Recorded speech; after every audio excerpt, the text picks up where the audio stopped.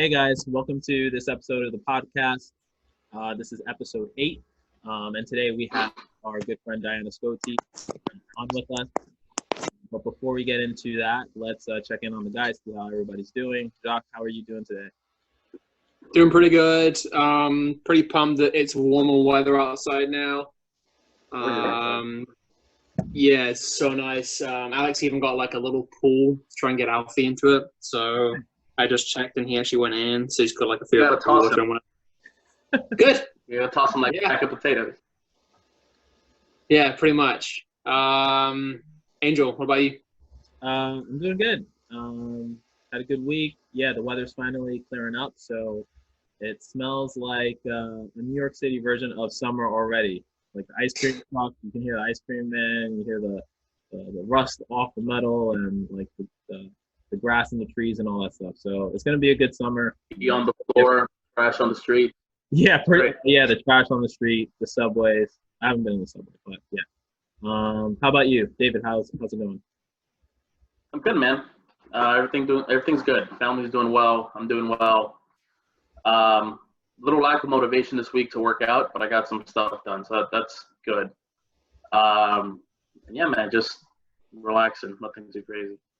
It's nice outside. I'll probably go out for a walk. Yeah. Yeah. So we're gonna start off with all that stuff. Okay. So David, let's. All right. Well, we have Dianna, right? Yep. All right. So let's get Dianna Scotece in. We're gonna talk about women training culture, female training culture, because that's a big thing, especially in the past couple of years, where women have been exposed to barbell training a lot more. And I think Dianna is a great resource for anyone, not excluding men, but just anyone, whoever wants to get into barbell training. So let's introduce Dianna, and we'll get going. Cool. Dianna. Hi, Dianna.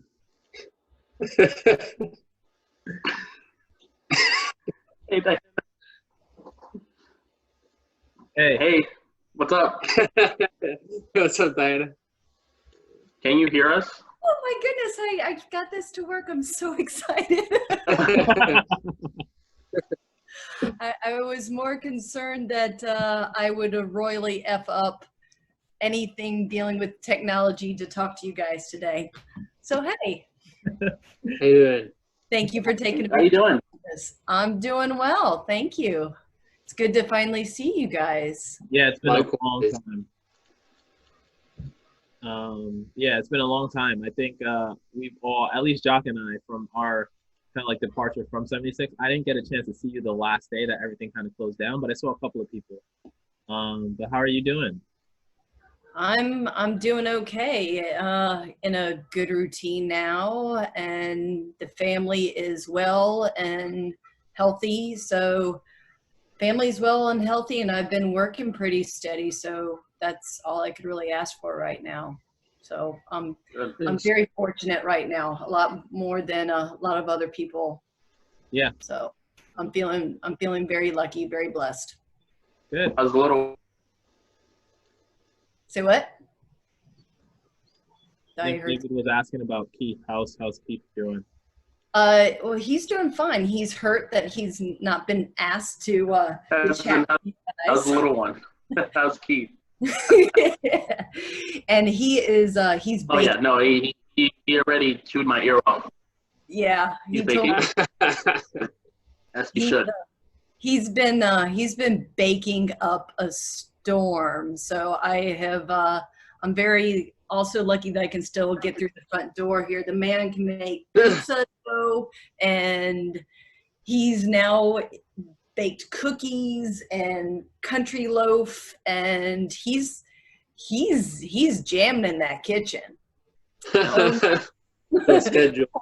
I mean, this is gonna be another career opportunity, right? Hey, whatever it takes to keep him in the kitchen, as long as I get to be the main beneficiary of it, I'm good, because Keith and I made a promise to each other that while we're under lockdown, I promised him I would not do any cooking, because life is stressful enough as it is, and nobody needs me having a meltdown in the kitchen because of something that I have created. He's like, you know, we got to worry about COVID already. We don't got to worry about your cooking. Yeah, no, it's just there's only so much drama an individual can handle, and I think the last time we had people over and I cooked for them as our guests were arriving, the food exploded in the food processor because apparently you're not supposed to fill it a certain way, and they walk in and I'm crying in the middle of the kitchen and Keith is running around going, I got it, it's okay, we're cool, we're cool. So yeah, I'm not cooking while we're in. Fair enough. Well, thanks for joining us. I think a big topic that we all wanted to discuss is women and weightlifting, and it could be women from any age group. I know you specify in the older age range, but I think just women in general, the culture that has evolved from not doing any barbell training to doing the training now is come a long way. What are your thoughts on the change, that women in weightlifting have undergone? I love it. I mean, when I first started to compete in Olympic style weightlifting, maybe there were two meets a year, maybe, and maybe there were like 6 other women that I would compete against, and now there's easily 20 women in my group. I can compete year round. It's phenomenal. So from a selfish point of view, I love it because there's a lot more opportunities for me to get in there. But from taking a step back and what it means and what I've seen it to do and the value of barbell training for women 50 plus, we all know the health benefits, bone density, muscle mass, but there's an underlying emotional and psychological component that is also there that you can't get with a lot of other styles of training, which is the confidence that it builds. And stereotypically, if we take a bench press, one of the first things that a lot of women think about is, oh, the big 20-year-old guy with the big muscles on a bench, and I could never do that.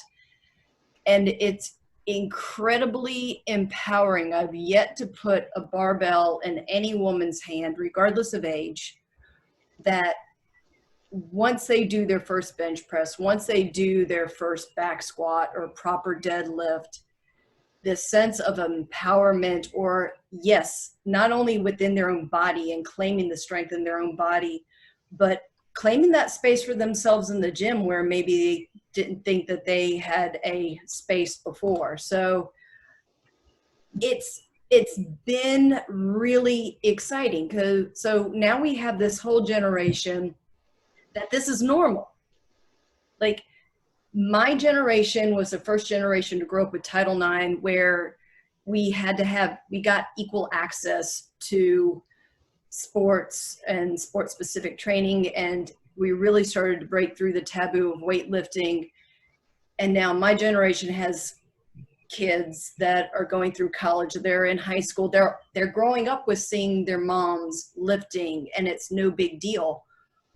The effect it's going to have for the following generation afterwards. Okay, so now we're going to have eventually a new generation coming up where grandma weight trains. What's the big deal? So you normalize this, so it no longer becomes this thing that is just dominated by 20-year-old males, or the old stereotype of bodybuilders with the massive hypertrophic type bodies.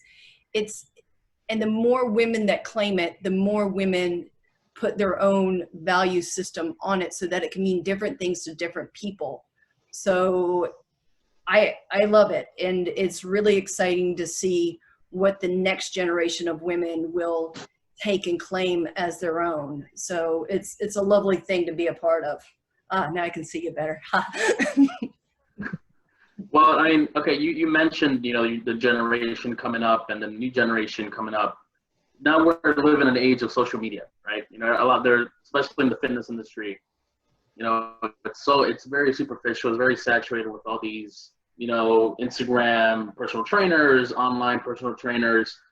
And when it comes to weightlifting, can you debunk any myths about women lifting weights? You know, for example, getting too bulky or not toning up or things like that. That it always goes in the minds, I think. Of, yeah, I mean, when I had a client a long time ago, and the first thing she told me, she wanted to look like some model, and I said, well, you know, first of all, the model's like 6'1" or something, and you're not. But so it comes down to just when I offer my expertise and when I give them suggestions about what it is that they should be doing, that the biggest objection is, I don't want to get too bulky, or I don't want to get too much muscle. I don't want to do this. I don't want to get calluses. Like all this stuff. What would you say in terms of all these myths that surround weightlifting? Oh, wow. So unfortunately, those myths just won't effing die. Can I cuss on y'all's show? Yeah. Yeah, you can. No, like, first off, a storm. Fucking die. It's, you know, I expected that when. This is your blackmail tape, Dan. You know. Great.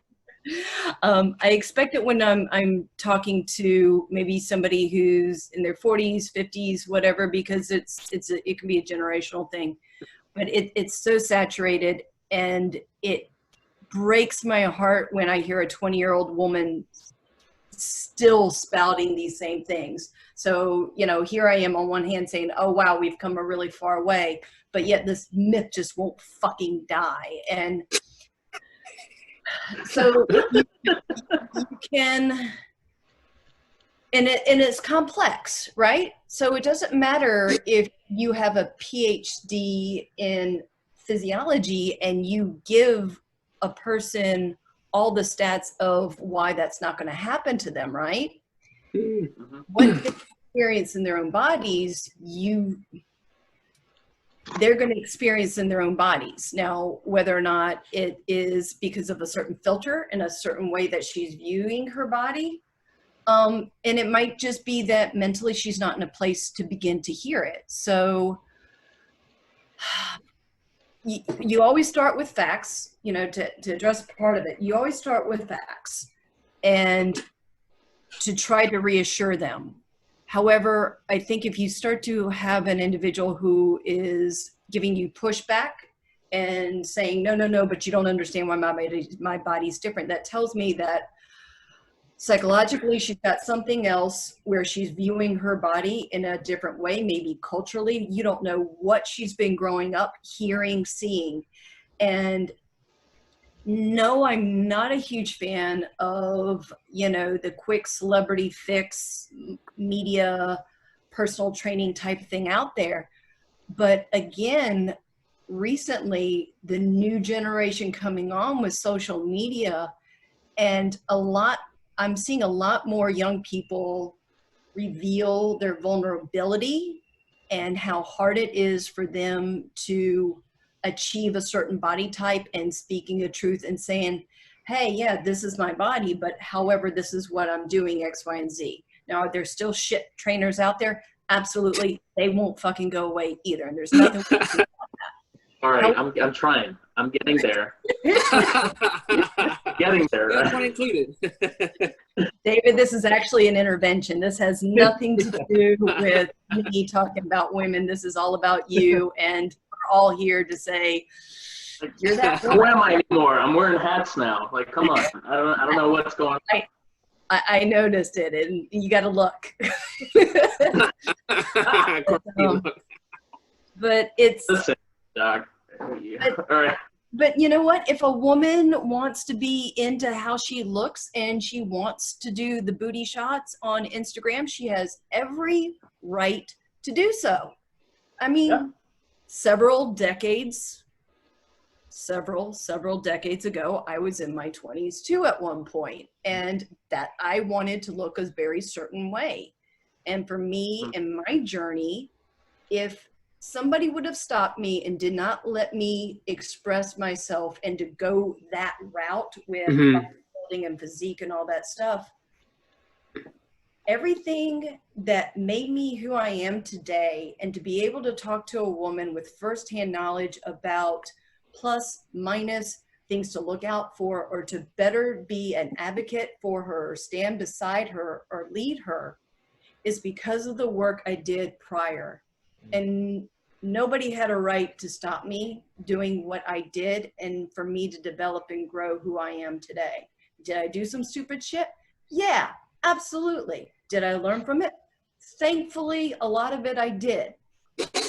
And I'm still growing and trying to figure it out. Nice. So it's a very heavy question. Those myths won't die. I don't care how much education you throw at them, even though I think you should still do that. But it's so much more of a psychological balance, and to be there for them and to provide. It all starts with trust. If they don't trust you with the level one thing that you lay down for them, you're never going to get them. But one thing I do know is, you know, if somebody comes to me and they really, really want to lose weight, which, you know, okay, fine, let's do that. I want to make sure that they feel strong, that they know that they're strong, that they know that they're powerful, that they know that they have a place.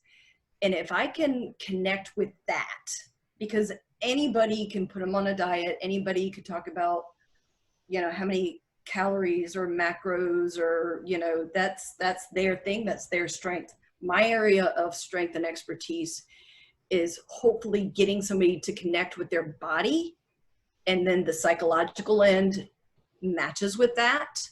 So if I'm feeling good, if I'm feeling strong, maybe I want to reward my body by feeding it a certain way so that I can get stronger. And now being strong has a whole nother connotation to me, other than just, you know, oh, I'm going to look super ripped or whatever that idea is.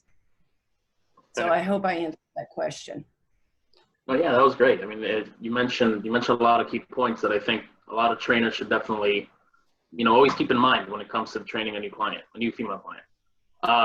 Well, before we move on to other questions, the last one for me will be, what's your advice when it comes to younger women or older women that are looking to get into strength training? What avenue should they be looking for? Yeah, start where you are. It can get really overwhelming, especially if you go to a commercial gym and you see all the sexy bodies out there, and you see this person's doing this and this person's doing that, or this trainer says this and that trainer says that. Start where you are. Find somebody to guide you, hopefully a knowledgeable trainer, not yourself, David, because we're here for an intervention for you. I don't know.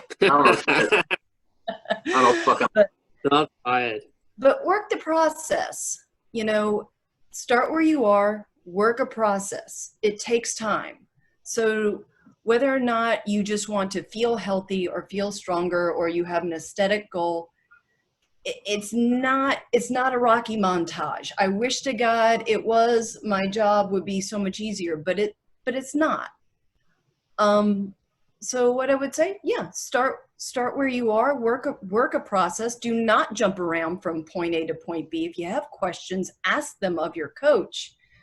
But if you keep jumping from coach to coach to coach because you're not hearing what you think you should be hearing, there's a difference between going, my body doesn't feel safe and I don't feel good when I'm done with a workout, or something's not resonating with me personally, versus he tells me that I only have to do, you know, 3 days a week of cardio, but I'm lifting heavy weight and he's telling me it's going to be okay. Work the process.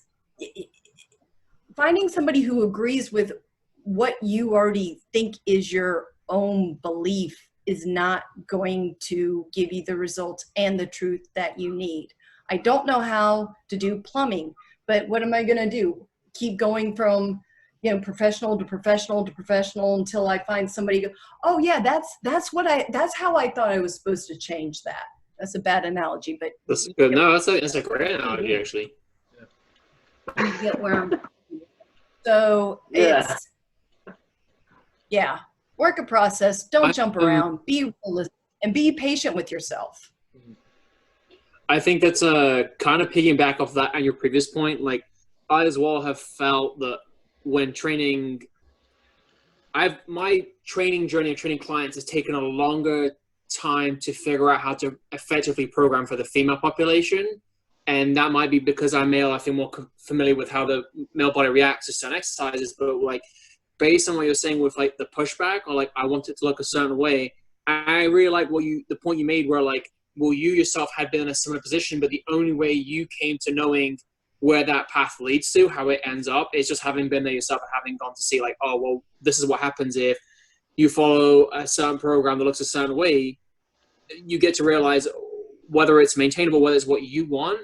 The only way the person realizes if it's for them is by seeing it themselves. I think that's very valuable, because when I've had struggles in the past of training certain clients, I never thought about that. Like, almost, again, like meeting them at a certain point, but to a certain degree, allowing them to see where the path leads them, you know?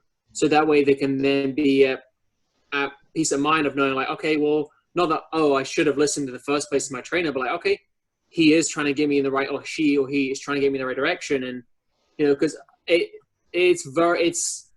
can be very challenging, I think, as a trainer when the person gives you that much pushback. And ultimately, like, something I've spoken about in the past of like when we mentor people was like, there's going to be pushback almost of any client, and it's knowing the balance of giving them what they want, what they need often. But like that's challenging. So I do like the fact you made that up. I'm glad you brought that point up about like almost letting the client see the path they get to.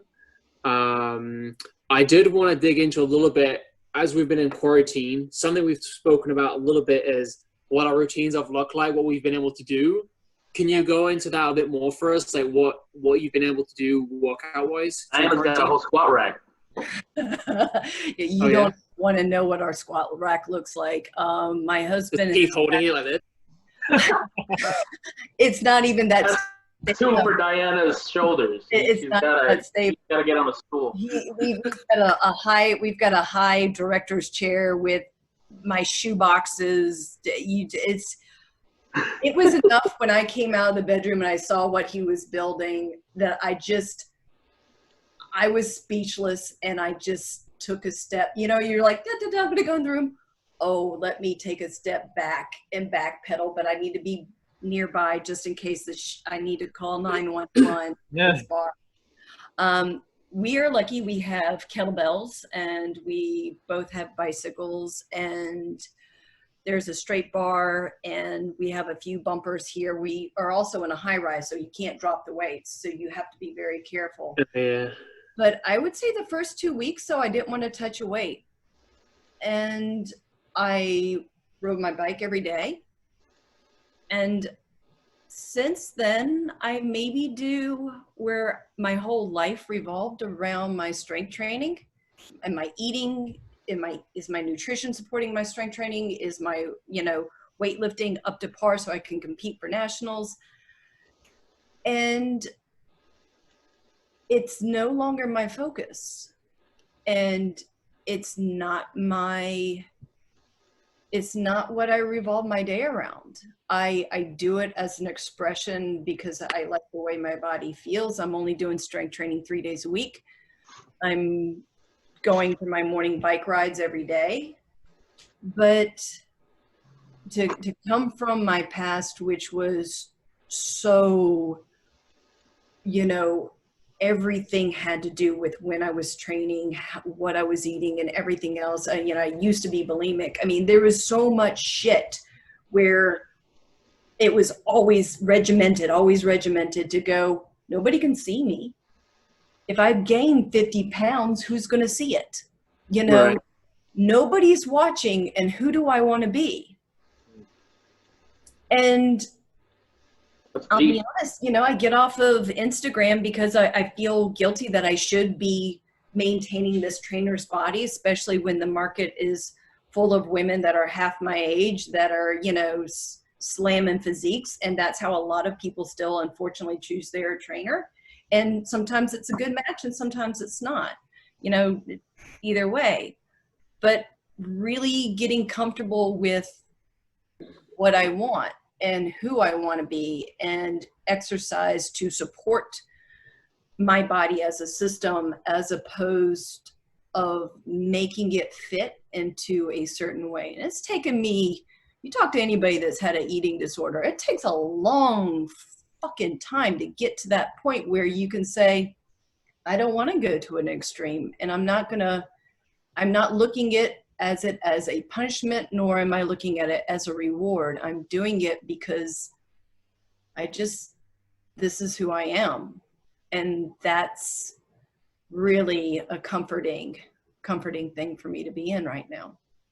I find that really enlightening to hear you say that, because I had seen other people commenting about, just because you see something on social media every day, don't let that get you wrapped into thinking like, oh, I have to like burn X amount of calories, or I have to be moving today. And I find it really refreshing to hear you say that, because if anything, this is a very unprecedented time, but the time where we can learn a skill, the time we can, like you said, I feel that regimen as well, where like that has ruled my life ultimately as well in the past, where like I have to get that hour in, and there's so many variables for that, right? Like you said, if there's nationals, if I don't get X amount of hours in a week, I'm not prepared enough for nationals, right? So and right now with nationals are like an unsure timetable, like you get this time frame of where like you can almost break everything down and reset from the beginning.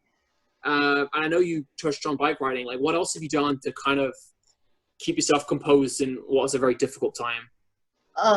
Play with my hair. Honest to God, I watch YouTube videos and I play with my hair, just like David. He's going the conservative route with the cap on. Oh my God. I got a little swirl. I got a little updo. You Diana? No, I haven't cut it yet. I don't think I'm going to cut it, but I will probably dye it some Lord knows what color. But Nice. I'm working on perfecting my 1940s updo. So that's, I don't want to put pressure on myself to invent. And that's another thing you talk about, on social media, you'll see things, oh, I learned, and I started feeling, I'm wasting this time. I should be learning this. I should be doing that. And you hit the nail on the head. This is unprecedented, and it can be a form of trauma, for a collective form of trauma. So, you know what? If I just get up and go for my bike ride, and that helps me not feel down or depressed, okay, let's do that. But it's okay for me to spend an hour on a puzzle if I want.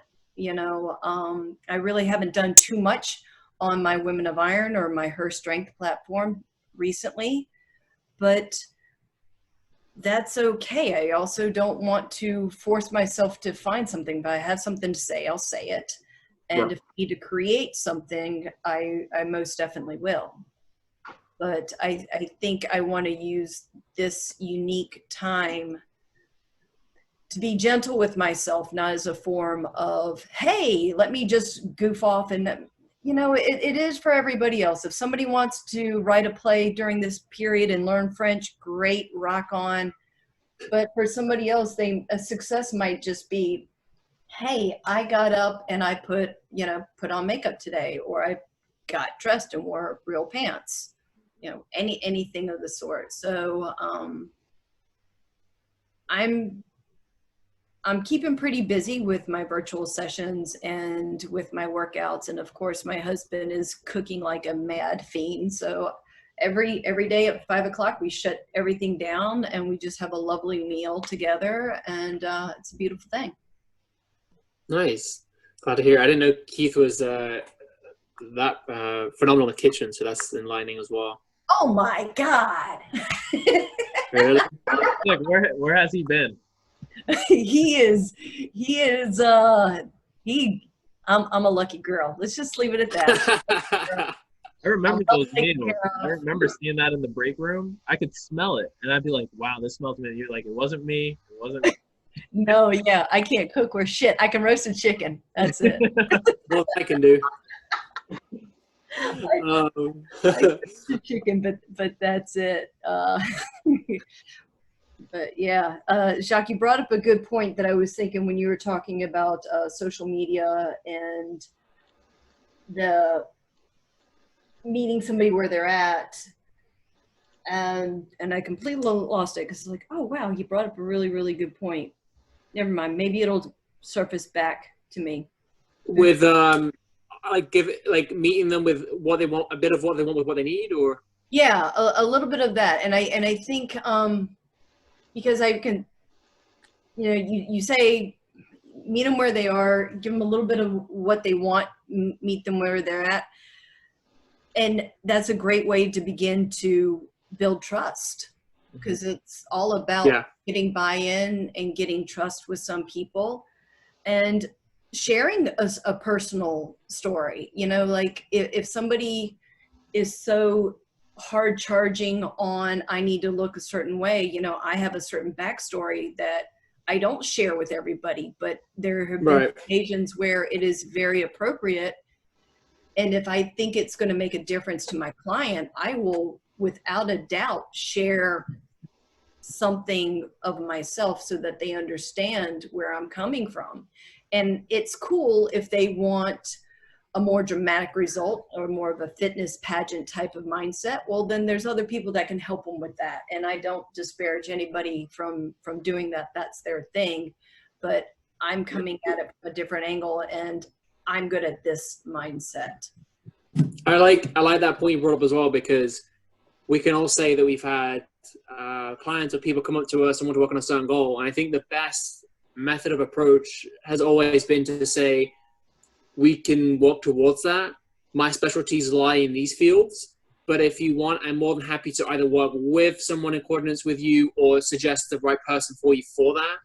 So I think that's also one of the themes of this podcast, is just like the transparency in the fitness and training world. Is like, we see so much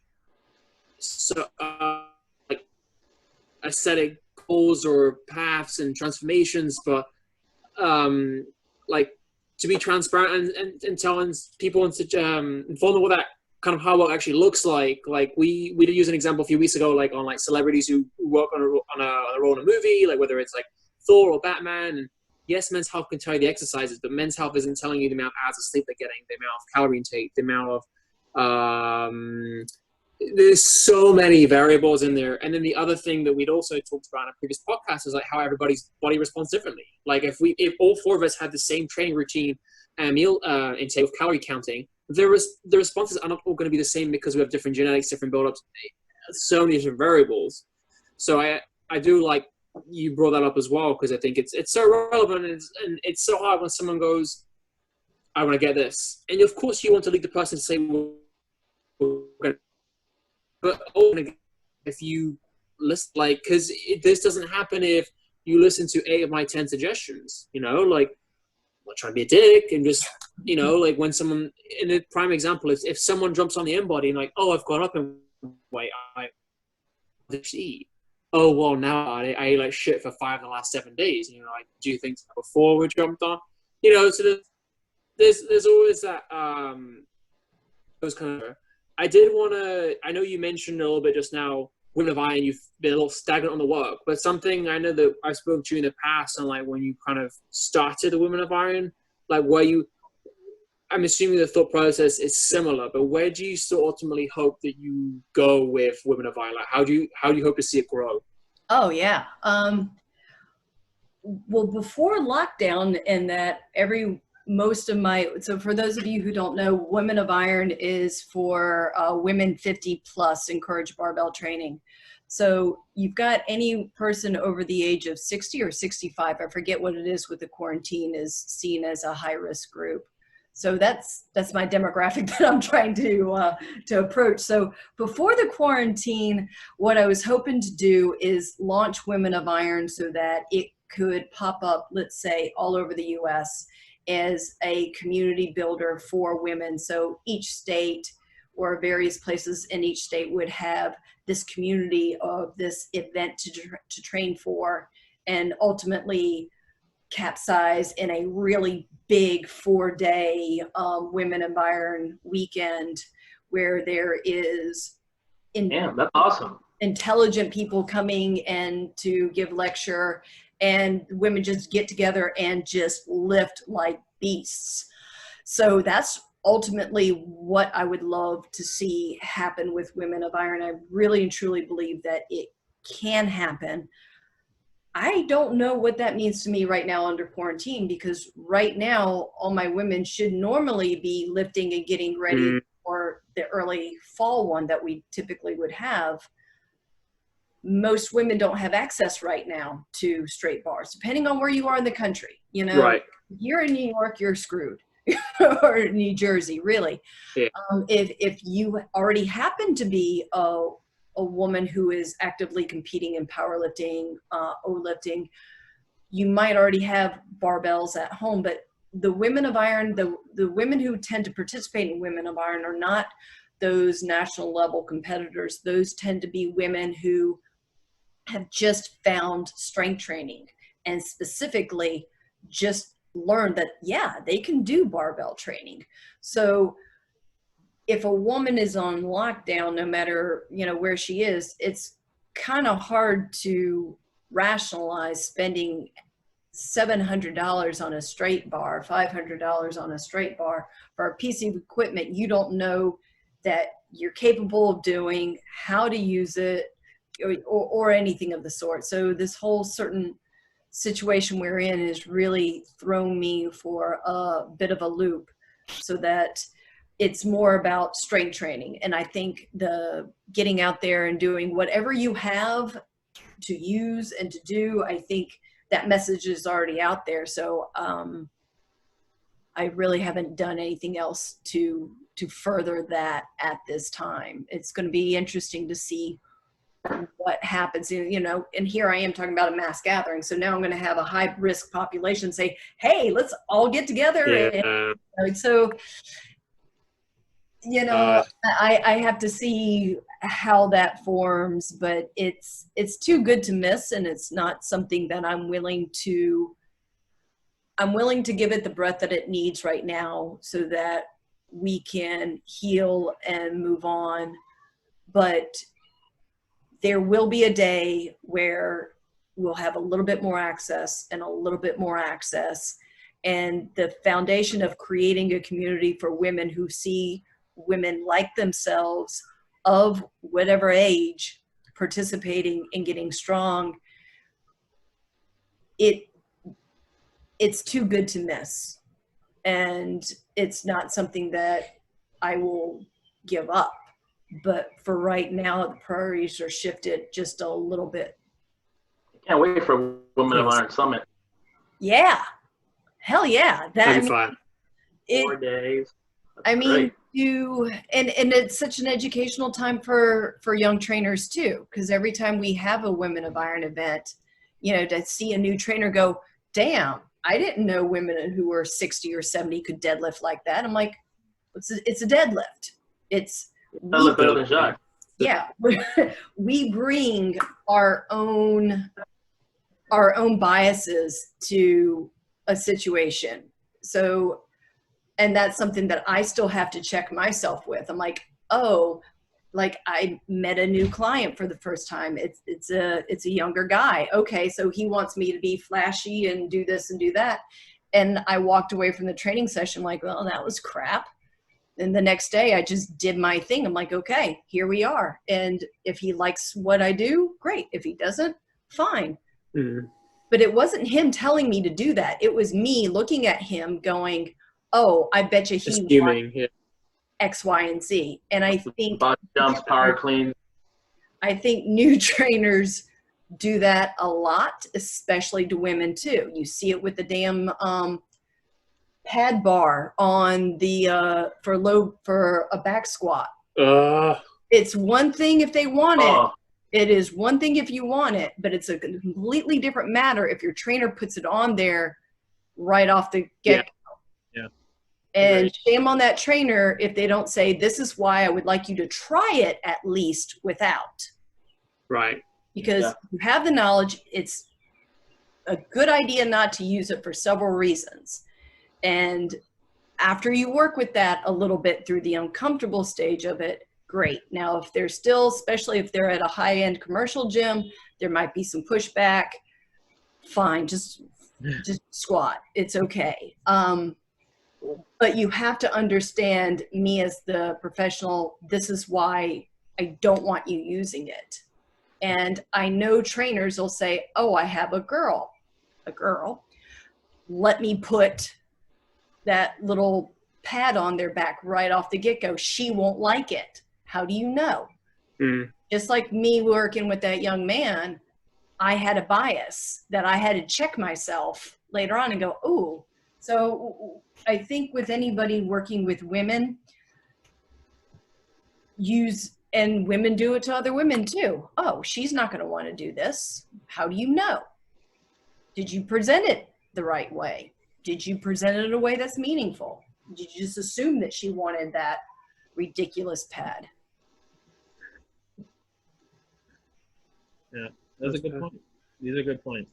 I think we've all kind of like learned from ourselves, and then also like our training methodology through like time, and like sometimes you walk into it with that bias, and I think it'd be almost like unfair to say that we don't have a bias, because obviously as human beings we're always trying to like put things together and put pieces together and be like, okay, this is this type, okay, this is that type. But it's important that we kind of like become honest with ourselves and know like where our mistakes were, and then try to like modify from there. Yeah, so that was a good point. I had some questions about how you made your career in the fitness industry. For those listeners who might be trying to get into the fitness industry for the first time, I know that you made a successful career, and you've also given back to the community, which is huge. I just want to ask you, how did you get to the point where you are today in your fitness career, as well as if you had any tips for anybody who was just starting out, like what would you say to them? So I was literally brought up in a commercial gym. So I've always had a job in a commercial gym from the time I was 12 years old up, from group fitness instructor to, at the time we called them fitness technicians. You know, you clean the equipment, you do maintenance on the equipment, you fold towels, you show people how to use machines, knotless. Back in the day, there was knotless with the chrome everywhere. And then I just went to college for athletic training.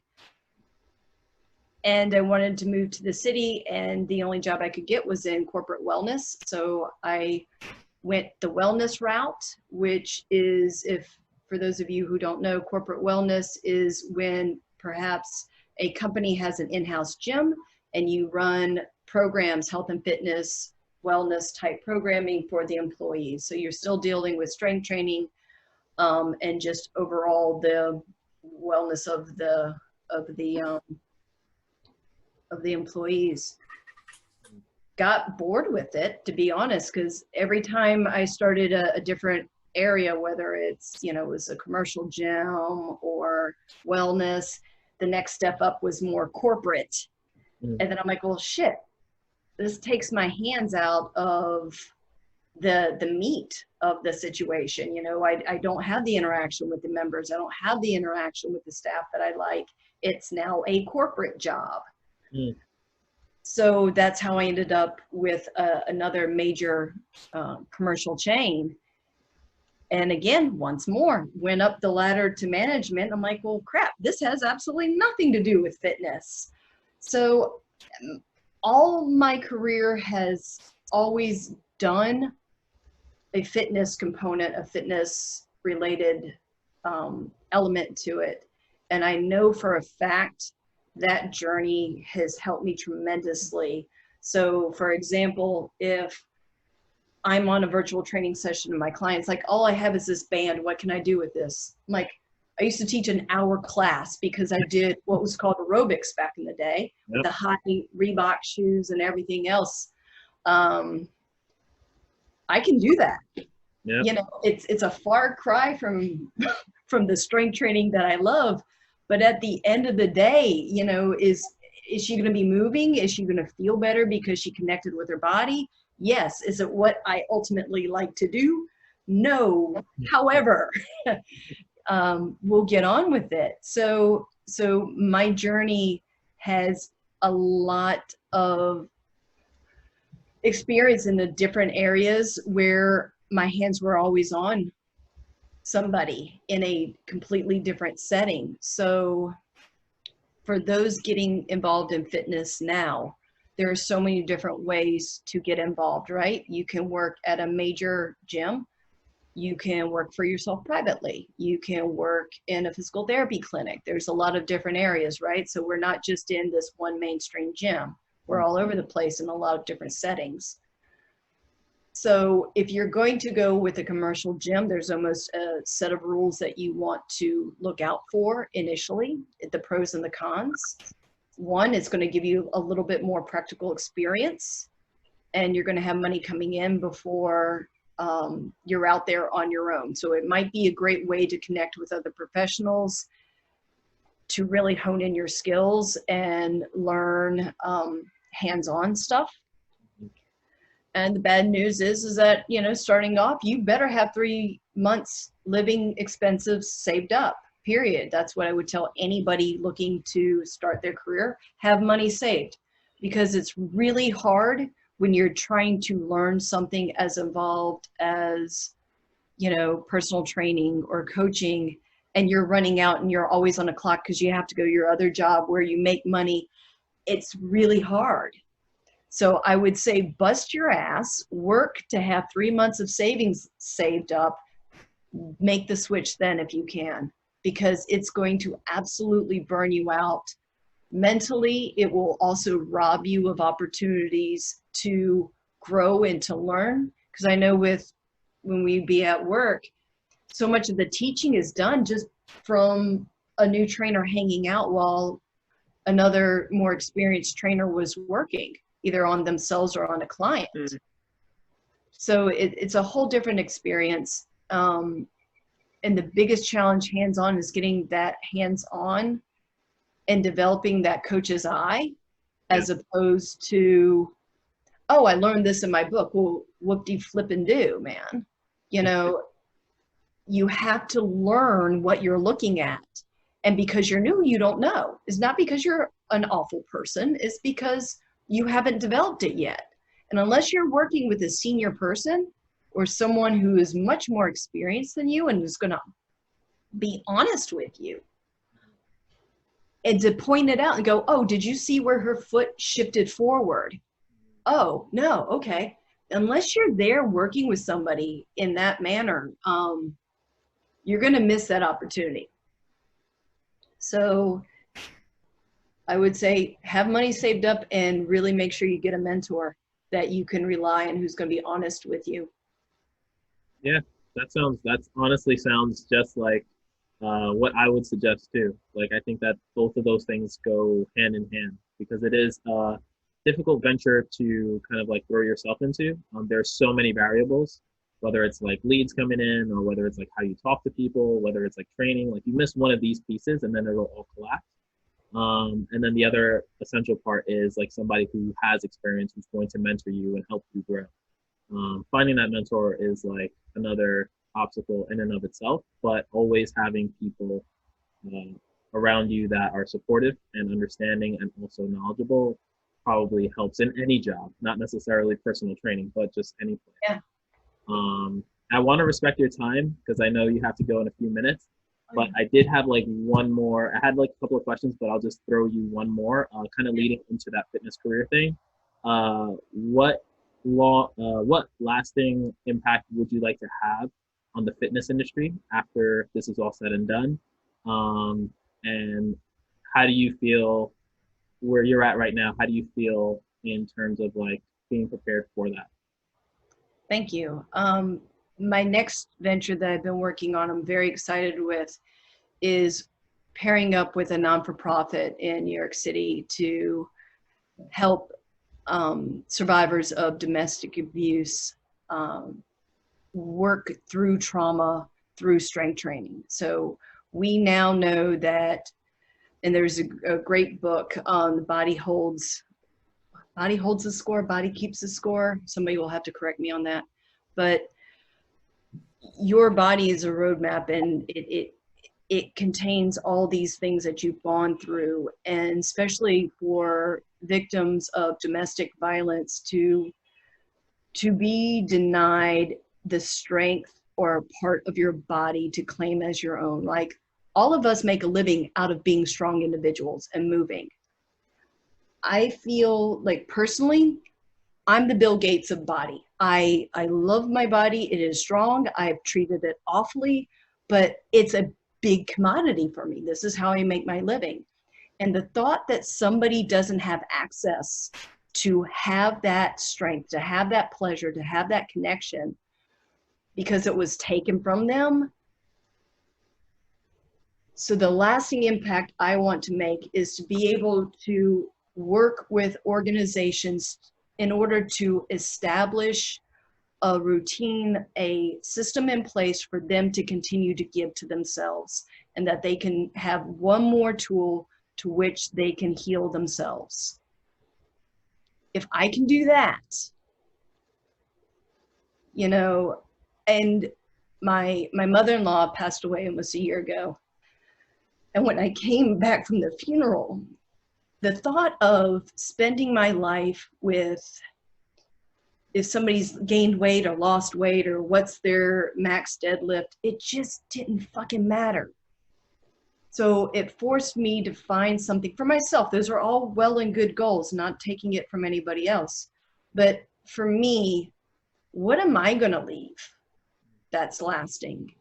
So hopefully through Her Strength, which is my company, and going into different organizations, whether it's a women's organization or not, because gender-based violence can happen to men as well. In order, just giving somebody their body back, giving them one more tool to where they can heal and to where they can stand on their own so that they can go out into society and help somebody else too. That's what jazzes me right now. So what am I doing to prepare for it? I'm reading anything I could get my hands on. If anybody listening to this happens to have someone that I can talk to, great, I'll be willing to talk to them, because that's my next mission, and that's what I want to grow. That's powerful. Thank you, Angel. Thank you for sharing that, because that's huge. It provides, I think, all of us kind of a little bit of foresight into what we might experience in the years to come, and then also how to grow off of that, right? Yeah.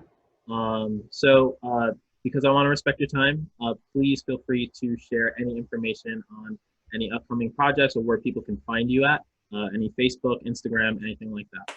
Yeah. Email. I've got, yeah, my Instagram is, I have not updated it. It's Her Strength Women of Iron, all one word, Her Strength Women of Iron. My Facebook is Her Strength Barbell Club, and my website is www.thewomenofiron.com. So yeah, Great. I had to cheat. Awesome. So thank you guys so much for having me on and giving me an opportunity to once you guys, I miss you all, and to talk and share a little bit about what has got me so excited with these projects lately. Awesome. Thanks for being here. This is great. I love this. All right. Thanks, guys. Thanks, Dianna. Appreciate it. Bye, Di. Yeah. Bye. Here. Okay, there's the lead. Well, thanks to those of you who tuned in to have to listen to us have Dianna on the show. It was really awesome to have her on. She's someone we worked with for a number of years, and I know as a trainer myself, she's taught me so much when I was starting the industry. I think it's fair to say that she taught both of us, all three of us, like very valuable information, wouldn't you say?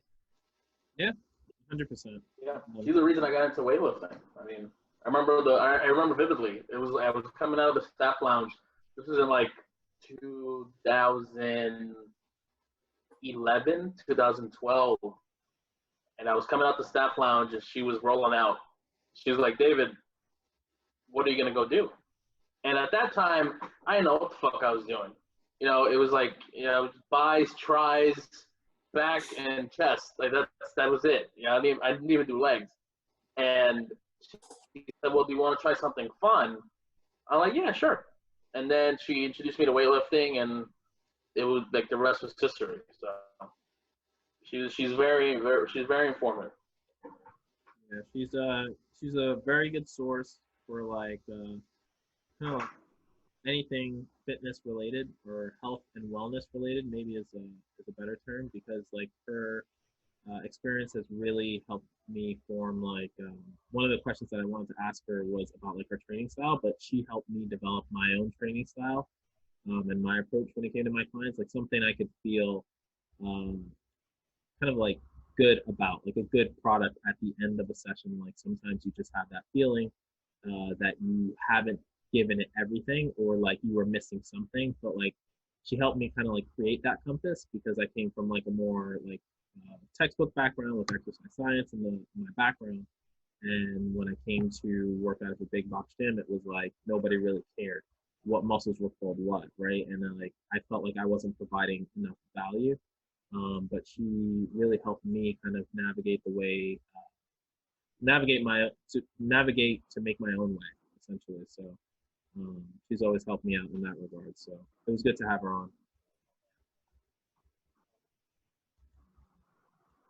I also want to say I think I think she's a deep down very good person as well. Like personally, I know I had just started training at Equinox, well, not long after, and I know she and Keith invited me over, and there was like a few guests that came over to watch like the rugby or something. I was the last one there, and she was so nice. She was like, "If you ever need a place to stay, if you ever need any food," because she knows how trainers, at least in New York City, when you're starting off, if you don't have that extra income, it's very difficult. Like I feel that some of the harder processes in training is starting off your business, and like especially if you come on the scene, if a client or someone wants to invest money in training with you and they've never seen you, they don't know who you are, like why, it's like anything in life, like you got to be sure of what you're investing is worth it, right? And that can be the hardest thing in building a business, and she knows that, she recognized that, and she was very, very kind and offering. She's like, you ever need anything from me, anywhere to stay? And I thought that was like very heartwarming, and like it goes to show a lot about how, like, who she is as a person and her mission with what she's doing. She's obviously recognized it's a very big opportunity to help women.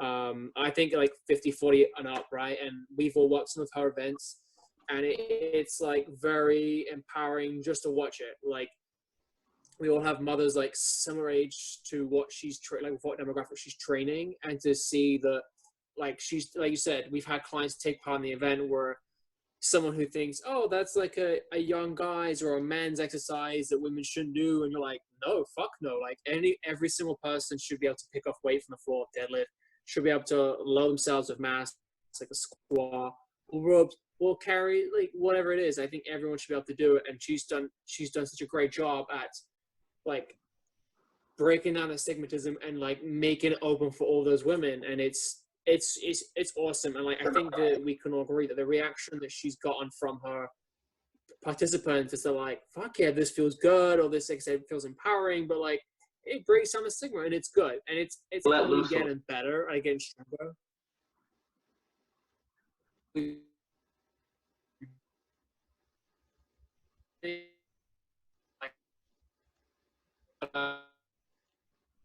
I think gonna be able to help like share the information which has our upcoming events as well, so that'll be really awesome. So yeah. So how are you guys feeling otherwise? I know a lot of girls, a lot of women that could rap out my max, so it's always humbling. Everyone could do it. Yeah, you know? It's not a shit. I'm actually talking about like social media and drawn in. I'm actually realizing this thing when I look on social media, and I'm looking, and it's not a gender thing, but I'm like, fuck, I'm weak. I'm so fucking weak. Like people busting out reps of certain weights I'm struggling to do, and they're crushing like a lot more reps. I'm like, I need to like pick it up a little bit. So it's hard to not think that like you're not doing anything in quarantine, but people are working a lot harder. It's hard to find that balance, but I realize I'm like, I just need to suck it up a little bit, I think, and just do it. Yeah, it takes time. You gotta put a lot of work into it. Yeah. I also want to say, David, I don't know if you knew this, but Angel, when you spoke about running 30 miles, I don't know why I understood you were going to run it over a time period. When you posted that thing, I was like, this dude ran 30 miles in one day? I was like, And I'm Yo, just like, yo, nah, kick I was him like, off. Take you're him off. looking at me for 5 Take hours him for off the nothing. podcast. He don't listen. Take him off. Yeah, I clearly it just took me misunderstood. I a thought little we were over doing 5 it. hours. Yeah. Huh? I said it took me a little over 5 hours, but yeah, it was supposed to be like one day. Yeah, Like, but but people do that. that's I mean, it's like insane. it's not that far off from a marathon. You know, a marathon people do. It's 4 miles more. Yeah, Dude, you right. did more than a marathon. Yeah, a little over. Yeah, that's what I'm saying. But like it's Shit, not. you crazy. 4 miles more. It's not. but yeah, I get it. It was something that I was trying to, and you kind of saw me when I was when we transferred over to sports club, how like I had to get the miles in early because it was just I knew it was going to take such a large chunk of my day already. So when you would see me Yeah. at like 5 a.m., just like you remember, I was watching like UFC fights or reruns on YouTube, just like running, and you were just like, "Yo, what are you doing?" And I was like, "I gotta get." Oh yeah, I do remember that. Yeah. So like that was all training because like you understand like with anybody who's going to do anything like long distance, it's gonna take time, right? And time is going to be Yeah. it's you know it's just gonna take time. You're not that fast, right? I'm not gonna break like 4 minute miles, you know, and do 30 miles at 4 minute miles. Like that's not gonna happen. So yeah, training definitely was important for it. I would highly go against it if you're gonna just jump into something like that. But it was good. It was a little over 5 hours, but it was good. Got little gel packs with you. So I had Liquid IV. Shout out to Liquid IV. They hooked me up because I've tried like other like it's like literally like an electrolyte supplement. Video. Yeah, but it also has like other like organic ingredients in it, like cane sugar and things like that to help fuel you. And sometimes when I use this sounds like an ad, but sometimes when I use other like supplements, I would notice it in my like stomach, like I would just feel really bad. Like we're all adults, but like you ever just like run for like or you ever do like exercise for a long period of time, right? And you just like take something and then like you just feel like you have to shit your brains out, like I gotta go shit my brains out. right? So I think it's a combination of dehydration. I'm not a nutritionist by any or a registered dietitian by any shape or form, but I think that it had to do with like my electrolyte balance, or maybe even the pH balance in my gut. So I use that in order to help me out. What were you taking? What is it? It's called Liquid IV. Shout out Liquid IV. Hook us up. It's like a powder, right? So you just mix it into your water or whatever, and you were good to go. Also, I ended up drinking a small bottle of Coca-Cola. Yeah, I hear people do that. I was just about to say that. Yeah, I had like 2 Cliff Bars. I had 2 Cliff Bars, a thing of Coca-Cola, like one of those small ones. Yeah. And then the Liquid IV, and I was good to go. I just pounded that back too. My body just needed it, and I was just like, after that, like I felt like hungry. Like you just feel like you're starving. It's like it's not like your muscles are fatigued or anything like that. It's just like you can't produce work, right? And I was just like, I'm hitting a wall. Like it's not even like my muscles are cramping or anything like that. And then I crushed that, and I was good to go. So. Did you run with a mask the whole time? Sorry. Say that again? Did you run with a mask the whole time? No. So I started early. So the park was relatively empty. And that part I didn't really have my mask on. But once it got towards like, I don't know, like 9 a.m., 10 a.m., it started getting crowded. So that's when I had to like start putting my mask on. How was that? And then it was hard. It was hard because it adds up. And I think I spoke a little bit about it in the last episode. Yeah, a little bit. It hurts because like it catches up with you, right? So like you're not breathing well for like 10 minutes, and then like maybe 15 minutes after that, like you start to feel like fatigued all over again, right? And Dude, I walked from East 96 to West 96 through Central Park with the mask, bruh. I walked. Yeah. I walked, and it hurt. And my girl doesn't she doesn't want me using like the flimsy, not the flimsy mask, but like I don't know how you would call it, but like the surgical mask, right? So the ones that go around the ear and like that, she doesn't want me using that because it doesn't really work. Yeah, that one. Doesn't really work, David. The one you have doesn't really work. So she has to use the N95. But fuck this. The construction worker version. The one And that looks like it's made by Carhartt. yeah, Orange thing. yeah, exactly. And so like it's like no air gets through that thing. Damn, yo. And essentially you're like breathing in the air that you just expelled, right? So it's air with lower oxygen molecules or whatever. So That just reminds me of the time when I went to my buddy's bachelor party in Denver. Dude, when you live in New York and then you go to Denver for a weekend in the fucking summer, it was like, dude, we went hiking, bro, and I thought I was gonna die. yeah, Like, The altitude? it was, yeah, it hurt. Like Yeah. it felt like I had the worst hangover in my life, and I've had pretty bad ones. yeah. So it's like, I believe that. Like that COVID-19, y'all.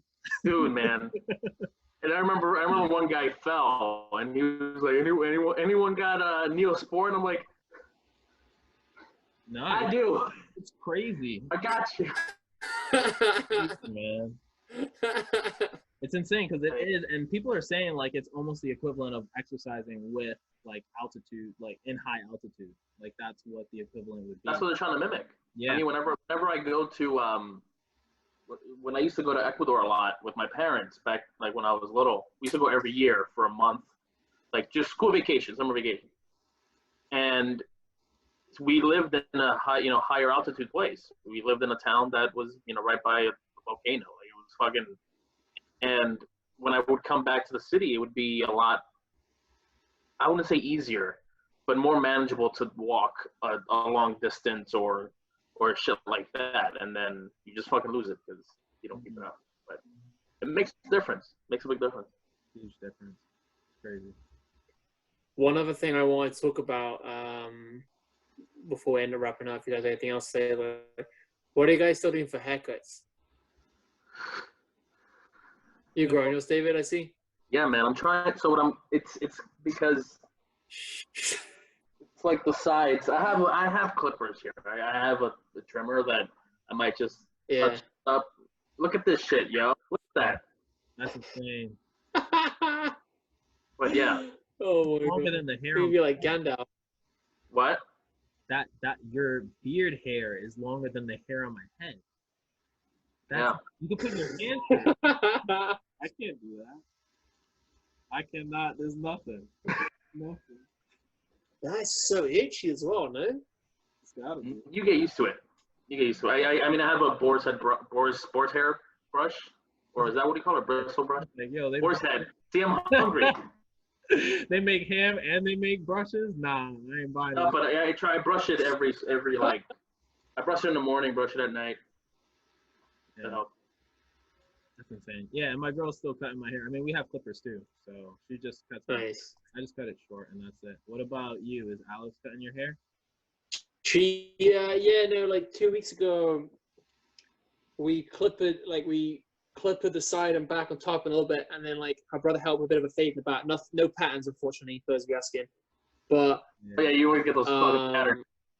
I was like, fuck, let's get some patterns. This is like a Nike tick or something. No, Yo, draw Alfie on my back. Alfie. What the fuck? Nah, she I get so sensitive, maybe is the word, about like cutting the bangs, because so many people have just fucked it up in my like existence. So she cut it a little bit too short one day, and I was like, all right, I'll grow back. And then one of her cousins, like half sister or something, is a hairdresser, and she's now staying here since the last week. So like, Awesome. yeah, so she's already done Alex's and her mom's hair, and I might try and go do different colors. So fuck it, we'll see. Oh no! Wait, first of all, wait, we gotta touch back on that. First of all, what are you getting bangs for, Jacques? Huh? His hair is different. He's got, You're getting your bangs. No, that's I don't what I have have, bangs. bro. he's got I'm blanquito. trying to be emo like He's got you. good hair. What color are you getting? You getting pink? No, so seeing as the side of my head is already, I might just do the whole thing gray. Oh. Oh, like a platinum? Like platinum? I say more like they said not silver or platinum, but like gray. So the hairdresser seems to think it'll turn out okay. It will turn out good. Sorry. So we'll see. Oh God. Let's see the workout. Dude, if I ever bleach my hair, my parents gonna disown me. They're gonna risk Rona to beat my ass. Here's the thing. I never got to do it. I never got to color my hair as a kid. And then one of my younger brothers got, maybe like 3 or 4 years ago, got to do like 5, 10 different colors. And I was like, how come I never got to do any other colors, but he's done like every color under the sun? So I'm like, it's hard as fitness professionals. Is he younger? Well. Is he your younger brother? Yeah. He's one of my younger brothers. Yeah, that's why. They let him do whatever the fuck they want, yo. My brother got a skateboard yesterday. And when I was growing up, my parents were like, you gonna break your fucking face? You ain't getting a skateboard. And he's like, I got a skateboard. Yo, what the fuck? This is ridiculous. Anyway. So I might just do that. I mean, look, there's a time to do any shit. Like one of my old buddies from England, he shaved his head and had just a mustache, and he looks a little particular. I couldn't do it. Wow. Yeah. So Angel, you gotta go that Odell. You gotta get that blonde tips. That's definitely not. Angel, get Odell Beckham. Come on, man. My girl hates Odell Beckham, so that's never happened. She actually, why? Because he was a Giants player. One of her best friends, one of her friends used to date Odell's cousin, the dude who was trying to try out for the NFL. Maybe NFL. He was working out in Queens, wasn't he? Yeah, and then like something happened between them, and like it ended badly. So she just hates Odell. Roid rage. I mean, oh shit. Listen, look, if they fuck us over, man, the entire generation, that entire family line's fucked. Anyway, I'm not making my hair ramen noodles. Whatever it is, whatever the case, that's not happening. If I had money, then you could do what you want. You got money, you could do stuff. But if you don't got money, get some Clorox, man. Can you get at least an earring like Odell Beckham? The little crop? I can imagine Angel with an earring. Yeah. I'm 30 years old now. A lot of options. You old, man. 30 years young, man. 30 years young. You woke now. I'm woke. I'm a grown ass man. I think I'm the youngest here, right? All right, guys. You got anything else to add? Yeah. That's it. Yeah.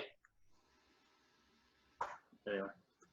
All right. Well, guys, thanks for tuning in, for listening. It was awesome to have Dianna on this episode. Next week, tune in because we will have Anthony jokes. So we're really excited about that. And live on Zoom. Yeah, it'll be live on Zoom. And we're still working on the website, so hopefully we'll get it out to you guys very soon. But keep stay tuned in and your eyes peeled on our Instagram for any more updates. Cool. All right. Thanks, guys.